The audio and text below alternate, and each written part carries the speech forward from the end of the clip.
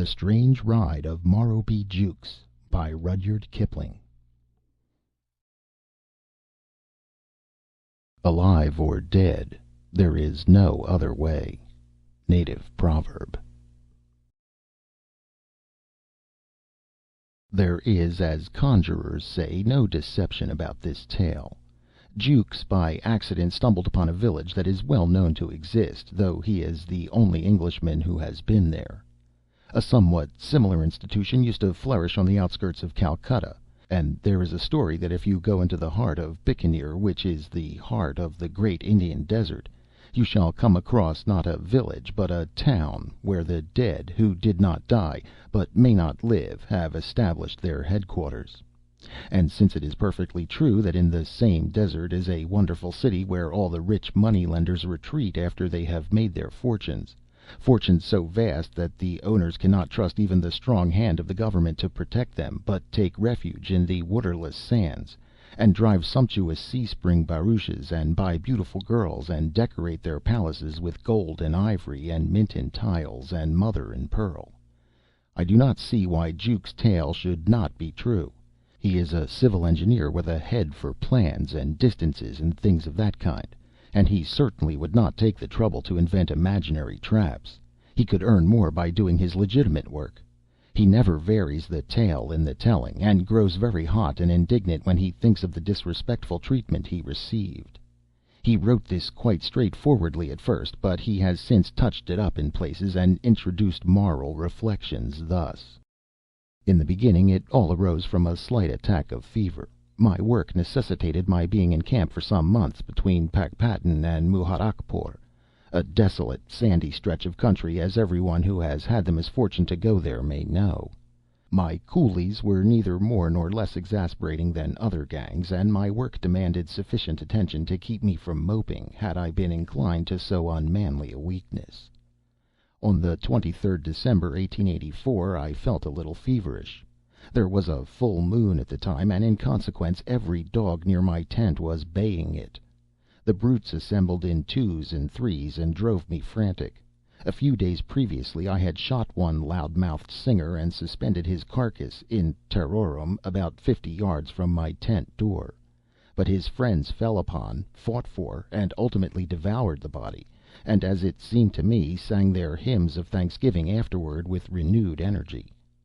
The light-heartedness which accompanies fever acts differently on different men. My irritation gave way after a short time to a fixed determination to slaughter one huge black and white beast who had been foremost in song and first in flight throughout the evening. Thanks to a shaking hand and a giddy head, I had already missed him twice with both barrels of my shotgun, when it struck me that my best plan would be to ride him down in the open and finish him off with a hog spear. This, of course, was merely the semi-delirious notion of a fever patient, but I remember that it struck me at the time as being eminently practical and feasible. I therefore ordered my groom to saddle Pornic and bring him round quietly to the rear of my tent. When the pony was ready, I stood at his head, prepared to mount and dash out as soon as the dog should again lift up his voice. Pornic, by the way, had not been out of his pickets for a couple of days. The night air was crisp and chilly, and I was armed with a specially long and sharp pair of persuaders with which I had been rousing a sluggish cob that afternoon.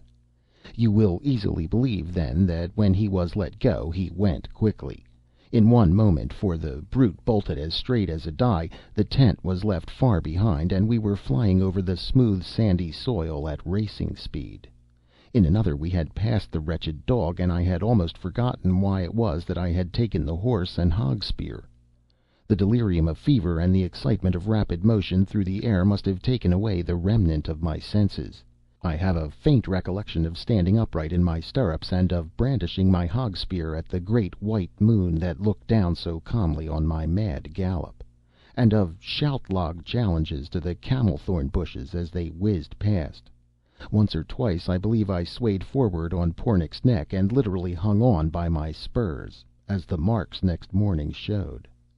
The wretched beast went forward like a thing possessed, over what seemed to be a limitless expanse of moonlit sand. Next, I remember, the ground rose suddenly in front of us, and as we topped the ascent I saw the waters of the Sutlej shining like a silver bar below. Then Pornic blundered heavily on his nose, and we rolled together down some unseen slope. I must have lost consciousness, for when I recovered I was lying on my stomach in a heap of soft white sand, and the dawn was beginning to break dimly over the edge of the slope down which I had fallen.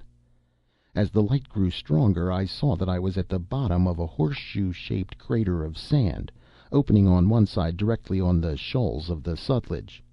My fever had altogether left me, and, with the exception of a slight dizziness in the head, I felt no bad effects from the fall overnight. Pornic, who was standing a few yards away, was naturally a good deal exhausted, but had not hurt himself in the least. His saddle, a favorite polo one, was much knocked about, and had been twisted under his belly. It took me some time to put him to rights, and in the meantime I had ample opportunities of observing the spot into which I had so foolishly dropped. At the risk of being considered tedious, I must describe it at length, inasmuch as an accurate mental picture of its peculiarities will be of material assistance in enabling the reader to understand what follows. Imagine, then, as I have said before, a horseshoe-shaped crater of sand with steeply graded sand walls about 35 feet high. The slope, I fancy, must have been about 65 degrees. This crater enclosed a level piece of ground about 50 yards long by 30 at its broadest part, with a crude well in the center. Round the bottom of the crater, about 3 feet from the level of the ground proper, ran a series of 83 semicircular, ovoid, square, and multilateral holes, all about 3 feet at the mouth. Each hole on inspection showed that it was carefully shored internally with driftwood and bamboos, and over the mouth a wooden dripboard projected, like the peak of a jockey's cap, for 2 feet. No sign of life was visible in these tunnels, but a most sickening stench pervaded the entire amphitheater, a stench fouler than any which my wanderings in Indian villages have introduced me to. Having remounted Pornic, who was as anxious as I to get back to camp, I rode round the base of the horseshoe to find some place whence an exit would be practicable. The inhabitants, whoever they might be, had not thought fit to put in appearance, so I was left to my own devices. My first attempt to rush Pornic up the steep sand banks showed me that I had fallen into a trap exactly on the same model as that which the ant lion sets for its prey. At each step the shifting sand poured down from above in tons, and rattled on the dripboards of the holes like small shot. A couple of ineffectual charges sent us both rolling down to the bottom, half choked with the torrents of sand, and I was constrained to turn my attention to the river bank. Here everything seemed easy enough. The sand hills ran down to the river edge, it is true, but there were plenty of shoals and shallows across which I could gallop Pornic and find my way back to terra firma by turning sharply to the right or left. As I led Pornic over the sands I was startled by the faint pop of a rifle across the river, and at the same moment a bullet dropped with a sharp whit close to Pornic's head. There was no mistaking the nature of the missile. A regulation Martini Henry Pickett. About 500 yards away a country boat was anchored in midstream, and a jet of smoke drifting away from its bows in the still morning air showed me whence the delicate attention had come. Was ever a respectable gentleman in such an impasse? The treacherous sand slope allowed no escape from a spot which I had visited most involuntarily, and a promenade on the river frontage was the signal for a bombardment from some insane native in a boat. I'm afraid that I lost my temper very much indeed. Another bullet reminded me that I had better save my breath to cool my porridge, and I retreated hastily up the sands and back to the horseshoe, where I saw that the noise of the rifle had drawn 65 human beings from the badger holes, which I had up till that point supposed to be untended. I found myself in the midst of a crowd of spectators, about 40 men, 20 women, and 1 child, who could not have been more than 5 years old. They were all scantily clothed in that salmon-colored cloth which one associates with Hindu mendicants, and at first sight gave me the impression of a band of loathsome fakirs. The filth and repulsiveness of the assembly were beyond all description, and I shuddered to think what their life in the badger holes must be. Even in these days, when local self-government has destroyed the greater part of a native's respect for Sahib, I have been accustomed to a certain amount of civility from my inferiors, and on approaching the crowd naturally expected that there would be some recognition of my presence. As a matter of fact there was, but it was by no means what I had looked for. The ragged crew actually laughed at me. Such laughter I hope I may never hear again. They cackled, yelled, whistled, and howled as I walked into their midst, some of them literally throwing themselves down on the ground in convulsions of unholy mirth. In a moment I had let go Pornick's head, and, irritated beyond expression at the morning's adventure, commenced cuffing those nearest to me with all the force I could. The wretches dropped under my blows like ninepins, and the laughter gave place to wails for mercy, while those yet untouched clasped me around the knees, imploring me in all sorts of uncouth tongues to spare them. In the tumult, and just when I was feeling very much ashamed of myself for having thus easily given way to my temper, a thin, high voice murmured in English from behind my shoulder, "Sahib, Sahib, do you not know me, Sahib? It is Gunga Dass, the telegraph master." I spun round quickly and faced the speaker. Gunga Dass I have, of course, no hesitation in mentioning the man's real name I had known 4 years earlier before as a Decani Brahmin loaned by the Punjab government to one of the Khalsia estates. He was in charge of a branch telegraph office there, and when I last met him was a jovial, full-stomached, portly government servant with a marvelous capacity for making bad puns in English, a peculiarity which made me remember him long after I had forgotten his services to me in his official capacity. It is seldom that a Hindoo makes English puns. Now, however, the man was changed beyond all recognition. Caste mark, stomach, slate-colored continuations, and unctuous speech were all gone. I looked at a withered skeleton, turbanless and almost naked, with long matted hair and deep-set codfish eyes. But for a crescent-shaped scar on the left cheek, the result of an accident for which I was responsible, I should never have known him. But it was indubitably Gunga Dass, and for this I was thankful, an English-speaking native who might at least tell me the meaning of all that I had gone through that day. The crowd retreated to some distance as I turned toward the miserable figure, and ordered him to show me some method of escape from the crater. He held a freshly plucked crow in his hand, and in reply to my question climbed slowly on a platform of sand which ran in front of the holes, and commenced lighting a fire there in silence. Dried bents, sand poppies, and driftwood burn quickly, and I derived much consolation from the fact that he lit them with an ordinary sulphur match. When they were in a bright glow, and the crow was nearly spitted in front thereof, Gunga Dass began without a word of preamble. "There are only two kinds of men, sar, the alive and the dead. When you are dead, you are dead. But when you are alive, you live." Here the crow demanded his attention for an instant as it twirled before the fire in danger of being burned to a cinder. "If you die at home and do not die, when you come to the Ghat to be burned, you come here." The nature of the reeking village was made plain now, and all that I had known or read of the grotesque and the horrible paled before the fact just communicated by the ex-Brahmin. 16 years ago, when I first landed in Bombay, I had been told by a wandering Armenian of the existence, somewhere in India, of a place to which such Hindoos as had the misfortune to recover from trance or catalepsy were conveyed and kept, and I recollect laughing heartily at what I was then pleased to consider a traveler's tale. Sitting at the bottom of the sand trap, the memory of Watson's Hotel, with its swinging punkahs, white-robed attendants, and the sallow-faced Armenian, rose up in my mind as vividly as a photograph, and I burst into a loud fit of laughter. The contrast was too absurd. Gunga Dass, as he bent over the unclean bird, watched me curiously. Hindoos seldom laugh, and his surroundings were not such as to move Gunga Dass to any undue excess of hilarity. He removed the crow solemnly from the wooden spit, and as solemnly devoured it. Then he continued his story, which I give in his own words. In epidemics of cholera you are carried to be burned almost before you are dead. When you come to the riverside, the cold air, perhaps, makes you alive, and then, if you are only little alive, mud is put in your nose and mouth, and you die conclusively. If you are rather more alive, more mud is put, but if you are too lively, they let you go and take you away. I was too lively, and made protestation with anger against the indignities that they endeavored to press upon me. In those days I was Brahmin and proud man. Now I am dead man, and eat—" Here he eyed the well gnawed breastbone with the first sign of emotion that I had seen in him since we met.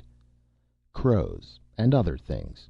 They took me from my sheets when they saw that I was too lively, and gave me medicines for 1 week, and I survived successfully. Then they sent me by rail from my place to Okara Station, with a man to take care of me. And at Okara Station we met 2 other men, and they conducted we 3 on camels in the night from Okara Station to this place, and they propelled me from the top to the bottom, and the other 2 succeeded, and I have been here ever since, 2½ years. Once I was Brahmin and proud man, and now I eat crows." "There is no way of getting out?" "None of what kind at all. When I first came I made experiments frequently, and all the others also, but we have always succumbed to the sand which is precipitated upon our heads." "But surely," I broke in at this point, "the river front is open, and it is worth while dodging the bullets while at night." I had already matured a rough plan of escape which a natural instinct of selfishness forbade me sharing with Gunga Dass. He, however, divined my unspoken thought almost as soon as it was formed, and to my intense astonishment gave vent to a long, low chuckle of derision, the laughter, be it understood, of a superior, or at least of an equal. "You will not," he had dropped the "sir" completely after his opening sentence, "make any escape that way, but you can try. I have tried once only." The sensation of nameless terror and abject fear which I had in vain attempted to strive against overmastered me completely. My long fast—it was now close upon 10 o'clock, and I had eaten nothing since tiffin on the previous day—combined with the violent and unnatural agitations of the ride, had exhausted me, and I verily believe that for a few minutes I acted as one mad. I hurled myself against the pitiless sand slope. I ran round the base of the crater, blaspheming and praying by turns. I crawled out among the sedges of the river front, only to be driven back each time in an agony of nervous dread by the rifle bullets which cut up the sand round me. For I dared not face the death of a mad dog among that hideous crowd, and finally fell, spent and raving, at the curb of the well. No one had taken the slightest notion of an exhibition which makes me blush hotly even when I think of it now. 2 or 3 men trod on my panting body as they drew water, but they were evidently used to this sort of thing, and had no time to waste upon me. The situation was humiliating. Gunga Dass, indeed, when he had banked the embers of his fire with sand, was at some pains to throw half a cupful of fetid water over my head, an attention for which I could have fallen on my knees and thanked him, but he was laughing all the while in the same mirthless, wheezy key that greeted me on my first attempt to force the shoals. And so, in a semi-comatose condition, I lay till noon. Then, being only a man after all, I felt hungry, and intimated as much to Gunga Dass, whom I had begun to regard as my natural protector. Following the impulse of the outer world when dealing with natives, I put my hand into my pocket and drew out 4 annas. The absurdity of the gift struck me at once, and I was about to replace the money. Gunga Dass, however, was of a different opinion. "Give me the money," said he, "all you have, or I will get help, and we will kill you." All this as if it were the most natural thing in the world. A Briton's first impulse, I believe, is to guard the contents of his pockets.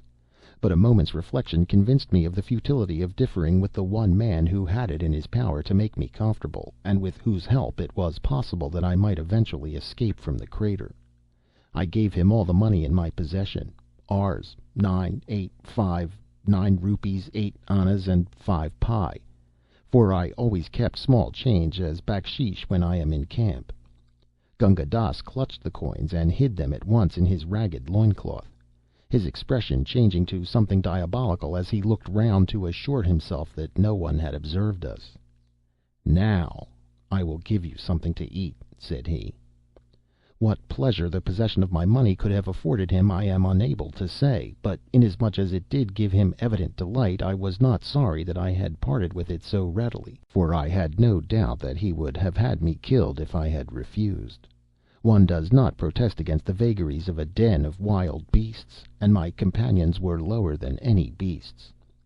While I devoured what Gunga Dass had provided, a coarse chapati and a cupful of the foul well water, the people showed not the faintest sign of curiosity, that curiosity which is so rampant as a rule in an Indian village. I could even fancy that they despised me. At all events, they treated me with the most chilling indifference, and Gunga Dass was nearly as bad. I plied him with questions about the terrible village, and received extremely unsatisfactory answers. So far as I could gather, it had been in existence from time immemorial, whence I concluded that it was at least a century old, and during that time no one had ever been known to escape from it. I had to control myself here with both hands, lest the blind terror should lay hold of me a second time and drive me raving round the crater. Gunga Dass took a malicious pleasure in emphasizing this point, and in watching me wince. Nothing that I could do would induce him to tell me who the mysterious "they" were. "It is so ordered," he would reply, "and I do not yet know anyone who has disobeyed the orders."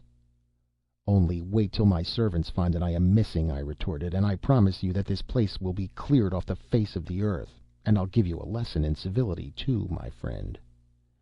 "Your servants would be torn in pieces before they came near this place, and besides, you are dead, my dear friend. It is not your fault, of course, but none the less you are dead and buried." At irregular intervals supplies of food, I was told, were dropped down from the land side into the amphitheater, and the inhabitants fought for them like wild beasts. When a man felt his death coming on, he retreated to his lair and died there. The body was sometimes dragged out of the hole and thrown onto the sand, or allowed to rot where it lay.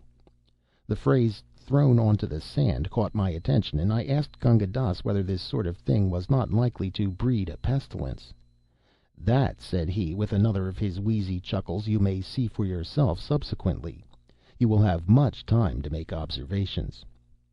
Whereat, to his great delight, I winced once more, and hastily continued the conversation. "And how do you live here from day to day? What do you do?" The question elicited exactly the same answer as before, coupled with the information that this place is like your European heaven. There is neither marrying nor giving in marriage. Gunga Dass had been educated at the mission school, and, as he himself admitted, had he only changed his religion like a wise man, might have avoided the living grave which was now his portion. But as long as I was with him, I fancy he was happy. Here was Sahib, a representative of the dominant race, helpless as a child and completely at the mercy of his native neighbors. In a deliberate, lazy way, he set himself to torture me as a schoolboy would devote a rapturous half hour to watching the agonies of an impaled beetle, or as a ferret in a blind burrow might glue himself comfortably to the neck of a rabbit. The burden of his conversation was that there was no escape, of no kind whatever, and that I should stay here till I died and was thrown onto the sand. If it were possible to forejudge the conversation of the damned on the advent of a new soul in their abode, I should say that they would speak as Gunga Dass did to me throughout that long afternoon. I was powerless to protest or answer, all my energies being devoted to a struggle against the inexplicable terror that threatened to overwhelm me again and again. I can compare the feeling to nothing except the struggles of a man against the overpowering nausea of the Channel Passage. Only my agony was of the spirit, and infinitely more terrible. As the day wore on, the inhabitants began to appear in full strength to catch the rays of the afternoon sun, which were now sloping in at the mouth of the crater. They assembled in little knots, and talked among themselves, without even throwing a glance in my direction. About 4 o'clock, as far as I could judge, Gunga Dass rose and dived into his lair for a moment, emerging with a live crow in his hands. The wretched bird was in a most draggled and deplorable condition, but seemed to be in no way afraid of its master. Advancing cautiously to the river front, Gunga Dass stepped from tussock to tussock until he had reached a smooth patch of sand directly in the line of the boat's fire. The occupants of the boat took no notice. Here he stopped, and with a couple of dexterous turns of the wrist, pegged the bird on its back with outstretched wings. As was only natural, the crow began to shriek at once, and beat the air with its claws. In a few seconds the clamor had attracted the attention of a bevy of wild crows on a shoal a few hundred yards away, where they were discussing something that looked like a corpse. Half a dozen crows flew over at once to see what was going on, and also, as it proved, to attack the pinioned bird. Gunga Dass, who had lain down on a tussock, motioned to me to be quiet, though I fancy this was a needless precaution. In a moment, and before I could see how it happened, a wild crow, who had grappled with the shrieking and helpless bird, was entangled in the latter's claws, swiftly disengaged by Gunga Dass, and pegged down beside its companion in adversity. Curiosity, it seemed, overpowered the rest of the flock, and almost before Gunga Dass and I had time to withdraw to the tussock, two more captives were struggling in the upturned claws of the decoys. So the chase, if I can give it so dignified a name, continued until Gunga Dass had captured 7 crows. 5 of them he throttled at once, reserving 2 for further operations another day. I was a good deal impressed by this, to me, novel method of securing food, and complimented Gunga Dass on his skill. "It is nothing to do," said he. "Tomorrow you must do it for me. You are stronger than I am." This calm assumption of superiority upset me not a little, and I answered peremptorily, "Indeed, you old ruffian, what do you think I have given you money for?" "Very well," was the unmoved reply. "Perhaps not tomorrow, nor the day after, nor subsequently, but in the end, and for many years, you will catch crows and eat crows, and you will thank your European God that you have crows to catch and eat." I could have cheerfully strangled him for this, but I judged it best under the circumstances to smother my resentment. An hour later I was eating one of the crows, and, as Gunga Dass had said, thanking my God that I had a crow to eat. Never as long as I live shall I forget that evening meal. The whole population were squatting on the hard sand platform opposite their dens, huddled over tiny fires of refuse and dried rushes. Death, having once laid his hand upon these men and forborne to strike, seemed to stand aloof from them now. For most of our company were old men, bent and worn and twisted with years, and women aged to all appearance as the Fates themselves. They sat together in knots and talked, God knows what they found to discuss, in low, equable tones, curiously in contrast to the strident babble with which natives are accustomed to make a day hideous. Now and then an access of that sudden fury which had possessed me in the morning would lay hold on a man or woman, and with yells and imprecations the sufferer would attack the steep slope until, baffled and bleeding, he fell back on the platform, incapable of moving a limb. The others would never even raise their eyes when this happened, as men too well aware of the futility of their fellows' attempts, and wearied with their useless repetition. I saw 4 such outbursts in the course of the evening. Gunga Dass took an eminently businesslike view of my situation, and, while we were dining, I can afford to laugh at the recollection now, but it was painful enough at the time, propounded the terms on which he would consent to do for me.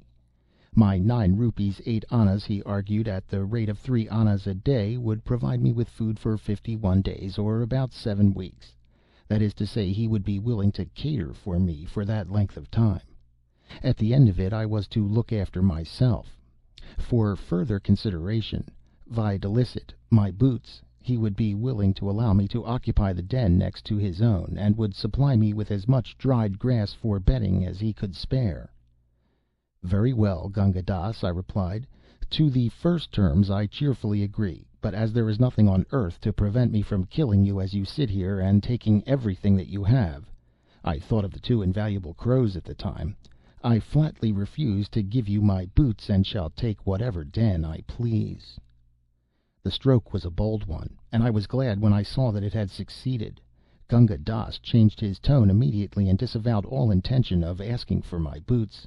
At the time it did not strike me at all strange that I, a civil engineer, a man of 13 years' standing in the service, and, I trust, an average Englishman, should thus calmly threaten murder and violence against the man who had, for a consideration it is true, taken me under his wing. I had left the world, it seemed, for centuries. I was as certain then as I am now of my own existence, that in the accursed settlement there was no law save that of the strongest, that the living dead men had thrown behind them every cannon of the world which had cast them out, and that I had to depend for my own life on my strength and vigilance alone.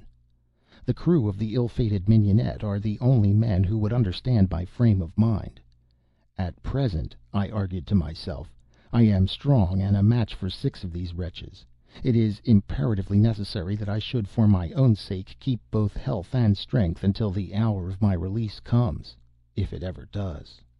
Fortified with these resolutions, I ate and drank as much as I could, and made Gunga Dass understand that I intended to be his master, and that the least sign of insubordination on his part would be visited with the only punishment I had it in my power to inflict, sudden and violent death. Shortly after this I went to bed. That is to say, Gunga Dass gave me a double armful of dried bents, which I thrust down the mouth of the lair to the right of his, and followed myself feet foremost, the hole running about 9 feet into the sand with a slight downward inclination, and being neatly shored with timbers. From my den, which faced the river front, I was able to watch the waters of the Sutlej flowing past under the light of a young moon, and compose myself to sleep as best I might. The horrors of that night I shall never forget. My den was nearly as narrow as a coffin, and the sides had been worn smooth and greased by the contact of innumerable naked bodies, added to which it smelled abominably. Sleep was altogether out of the question to one in my excited frame of mind. As the night wore on, it seemed that the entire amphitheater was filled with legions of unclean devils that, trooping up from the shoals below, mocked the unfortunates in their lairs. Personally, I am not of an imaginative temperament. Very few engineers are. But on that occasion I was as completely prostrated with nervous terror as any woman. After half an hour or so, however, I was able to once more calmly review my chances of escape. Any exit by the steep sand walls was, of course, impracticable. I had been thoroughly convinced of this some time before. It was possible, just possible, that I might, in the uncertain moonlight, safely run the gauntlet of the rifle shots. The place was so full of terror for me that I was prepared to undergo any risk in leaving it. Imagine my delight, then, when, after creeping stealthily to the river front, I found that the infernal boat was not there. My freedom lay before me in the next few steps. By walking out to the first shallow pool that lay at the foot of the projecting left horn of the horseshoe, I could wade across, turn the flank of the crater, and make my way inland. Without a moment's hesitation I marched briskly past the tussocks where Gunga Dass had snared the crows, and out in the direction of the smooth white sand beyond. My first step from the tufts of dried grass showed me how utterly futile was any hope of escape, for as I put my foot down I felt an indescribable drawing, sucking motion of the sand below. Another moment and my leg was swallowed up nearly to the knee. In the moonlight the whole surface of the sand seemed to be shaken with the devilish delight at my disappointment. I struggled clear, sweating with terror and exertion, back to the tussocks behind me, and fell on my face. My only means of escape from the semicircle was protected with a quicksand. How long I lay I have not the faintest idea, but I was roused at last by the malevolent chuckle of Gunga Dass at my ear. "I would advise you, protector of the poor," the ruffian was speaking English, "to return to your house. It is unhealthy to lie down here. Moreover, when the boat returns, you will most certainly be rifled at." He stood over me in the dim light of the dawn, chuckling and laughing to himself. Suppressing my first impulse to catch the man by the neck and throw him onto the quicksand, I rose sullenly and followed him to the platform below the barrows. Suddenly and futilely, as I thought while I spoke, I asked, "Gunga Dass, what is the good of the boat if I can't get out anyhow?" I recollect that even in my deepest trouble I had been speculating vaguely on the waste of ammunition in guarding an already well protected foreshore. Gunga Dass laughed again and made answer, "They have the boat only in daytime. It is for the reason that there is a way. I hope we shall have the pleasure of your company for much longer time. It is a pleasant spot when you have been here some years and eaten roast crow long enough." I staggered, numbed and helpless, toward the fetid barrow allotted to me, and fell asleep. An hour or so later I was awakened by a piercing scream, the shrill, high-pitched scream of a horse in pain. Those who have once heard that will never forget the sound. I found some little difficulty in scrambling out of my burrow. When I was in the open I saw Pornic, my poor old Pornic, lying dead on the sandy soil. How they had killed him I cannot guess. Gunga Dass explained that horse was better than crow, and greatest good of greatest number is political maxim. We are now republic, Mr. Jukes, and you are entitled to a fair share of the beast. If you like, we will pass a vote of thanks. Shall I propose? Yes, we were a republic indeed. A republic of wild beasts penned at the bottom of a pit, to eat and fight and sleep till we died. I attempted no protest of any kind, but sat down and stared at the hideous sight in front of me. In less time almost than it takes me to write this, Pornick's body was divided in some unclear way or other. The men and women had dragged the fragments onto the platform and were preparing their normal meal. Gunga Dass cooked mine. The almost irresistible impulse to fly at the sand walls until I was wearied laid hold of me afresh, and I had to struggle against it with all my might.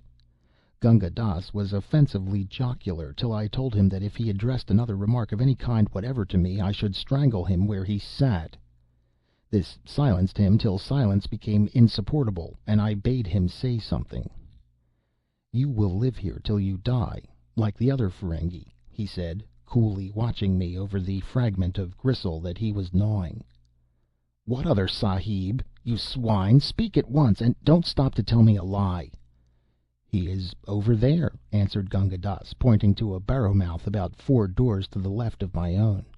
"You can see for yourself. He died in the barrow as you will die, and as I will die, and as all these men and women and the one child will also die." "For pity's sake, tell me all you know about him. Who was he? When did he come, and when did he die?" This appeal was a weak step on my part. Gunga Dass only leered and replied, "I will not, unless you give me something first." Then I recollected where I was, and struck the man between the eyes, partially stunning him. He stepped down from the platform at once, and cringing and fawning and weeping and attempting to embrace my feet, led me round to the barrow which he had indicated. "I know nothing whatever about the gentleman. Your God be my witness that I do not. He was as anxious to escape as you were, and he was shot from the boat, though we all did all things to prevent him from attempting. He was shot here." Gunga Dass laid his hand on his lean stomach and bowed to the earth. "Well, and what then? Go on."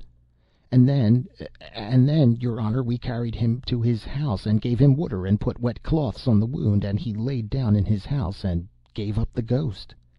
"In how long? In how long?" "About half an hour after he received his wound. I call Vishnu to witness," yelled the wretched man, "that I did everything for him, everything which was possible that I did." He threw himself down on the ground and clasped my ankles, but I had no doubts about Gunga Dass's benevolence, and kicked him off as he lay protesting.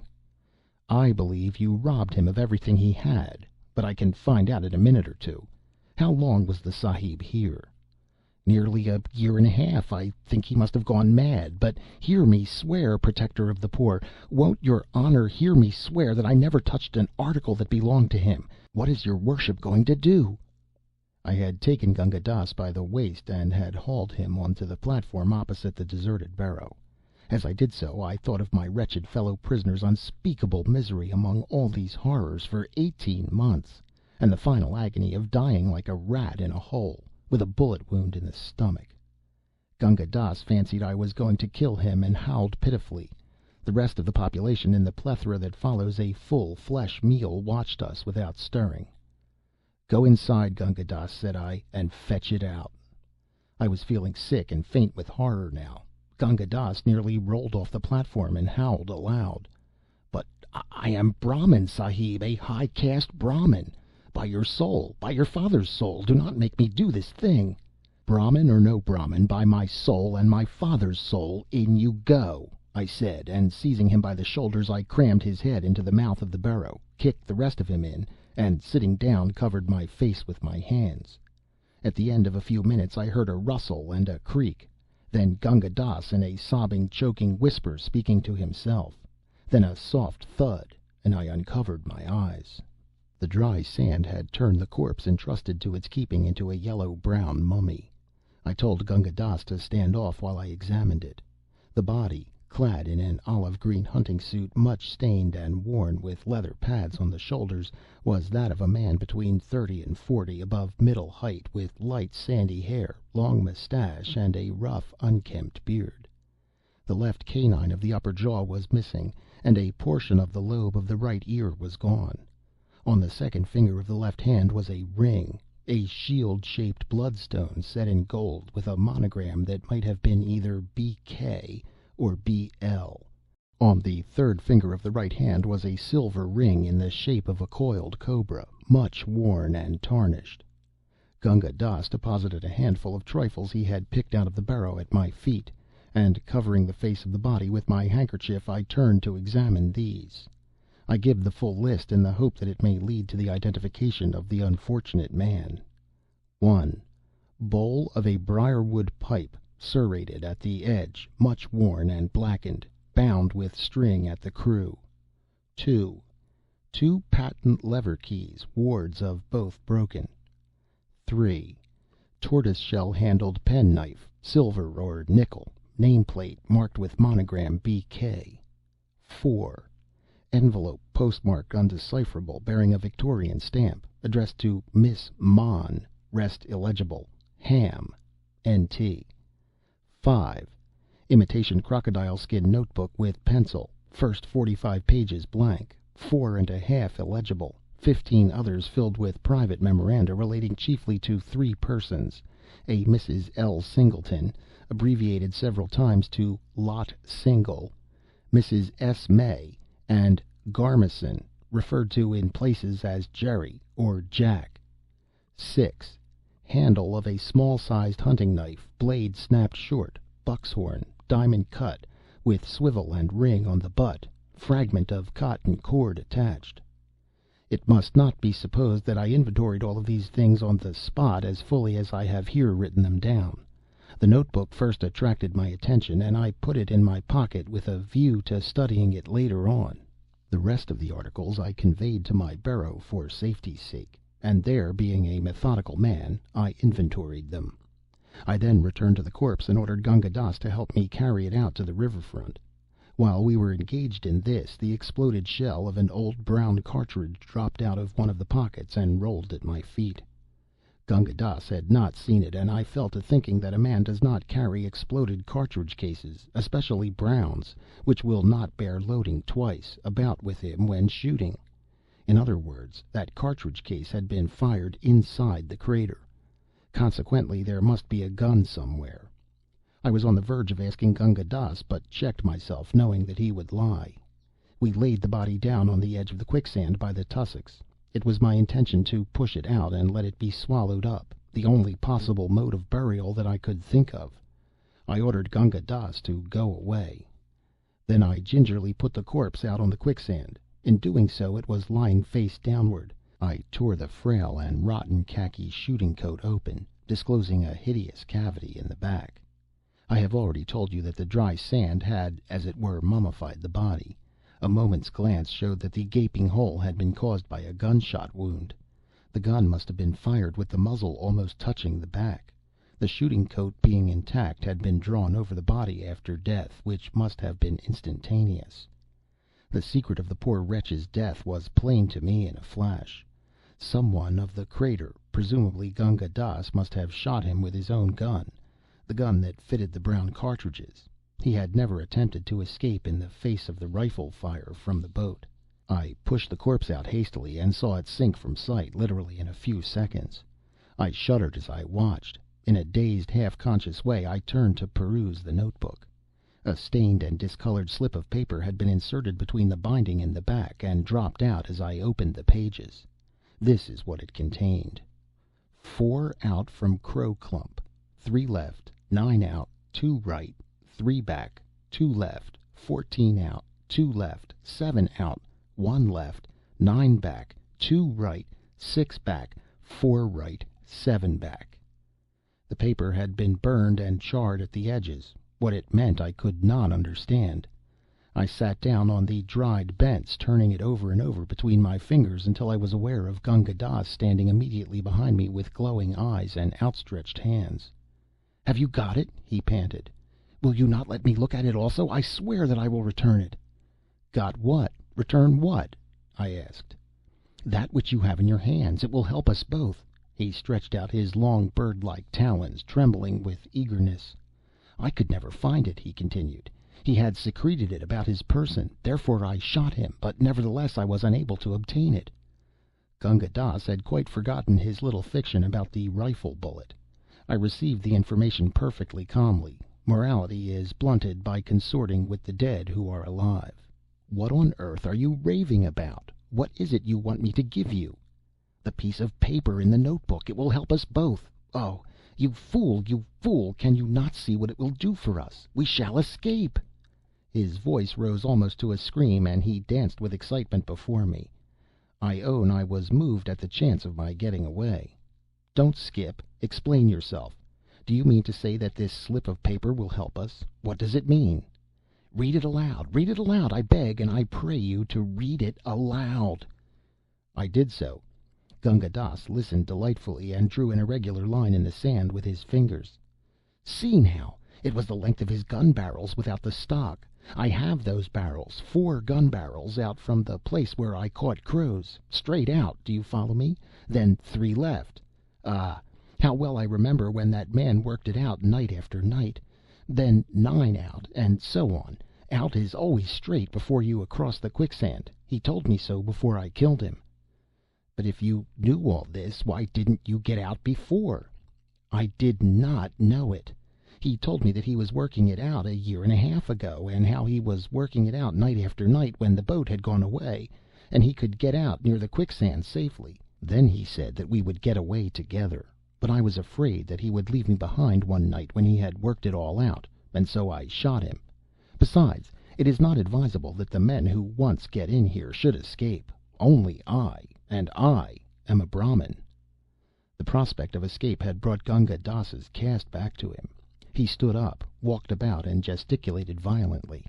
Eventually I managed to make him talk soberly, and he told me how this Englishman had spent 6 months, night after night, in exploring inch by inch the passage across the quicksand; how he had declared it to be simplicity itself up to within about 20 yards of the river bank after turning the flank of the left horn of the horseshoe. This much he had evidently not completed when Gunga Dass shot him with his own gun.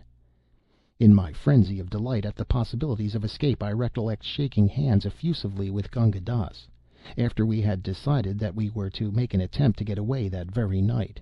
It was weary work waiting throughout the afternoon. About 10 o'clock, as far as I could judge, when the moon had just risen above the lip of the crater, Gunga Dass made a move for his burrow to bring out the gun barrels, whereby to measure our path. All the other wretched inhabitants had retired to their lairs long ago. The Guardian boat drifted downstream some hours before, and we were utterly alone by the crow clump. Gunga Dass, while carrying the gun barrels, let slip the piece of paper which was to be our guide. I stooped down hastily to recover it, and as I did so I was aware that the diabolical Brahmin was aiming a violent blow at the back of my head with the gun barrels. It was too late to turn round. I must have received the blow somewhere on the nape of my neck. 100,000 fiery stars danced before my eyes, and I fell forwards, senseless, at the edge of the quicksand. When I recovered consciousness, the moon was going down, and I was sensible of intolerable pain in the back of my head. Gunga Dass had disappeared, and my mouth was full of blood. I lay down again, and prayed that I might die without more ado. Then the unreasoning fury which I had before mentioned laid hold upon me, and I staggered inland toward the walls of the crater. It seemed that someone was calling to me in a whisper, "Sahib! Sahib! Sahib!" exactly as my bearer used to call me in the morning. I fancied that I was delirious until a handful of sand fell at my feet. Then I looked up and saw a head peering down into the amphitheater. The head of Danu, my dog boy, who attended to my collies. As soon as he had attracted my attention, he held up his hand and showed a rope. I motioned, staggering to and fro for a while, that he should throw it down. It was a couple of leather punka ropes knotted together with a loop at one end. I slipped the loop over my head and under my arms, heard Danu urge something forward, was conscious that I was being dragged face downward up the steep sand slope, and the next instant found myself choked and half fainting on the sand hills overlooking the crater. Danu, with his face ashy gray in the moonlight, implored me not to stay, but to get back to my tent at once. It seems that he had tracked Pornick's footprints 14 miles across the sands to the crater. had returned and told my servants, who flatly refused to meddle with anyone, white or black, once fallen into the hideous village of the dead; whereupon Dunnoo had taken one of my ponies and a couple of punka ropes, returned to the crater, and hauled me out as I have described. To cut a long story short, Dunnoo is now my personal servant on a gold mower a month, a sum which I still think far too little for the services he has rendered. Nothing on earth will induce me to go near that devilish spot again, or to reveal its whereabouts more clearly than I have done. Of Gunga Dass I have never found a trace, nor do I wish to do so. My sole motive in giving this to be published is the hope that some one may possibly identify from the details and the inventory which I have given above, the corpse of the man in the olive green hunting suit. End of The Strange Ride of Morrowbie Jukes by Rudyard Kipling.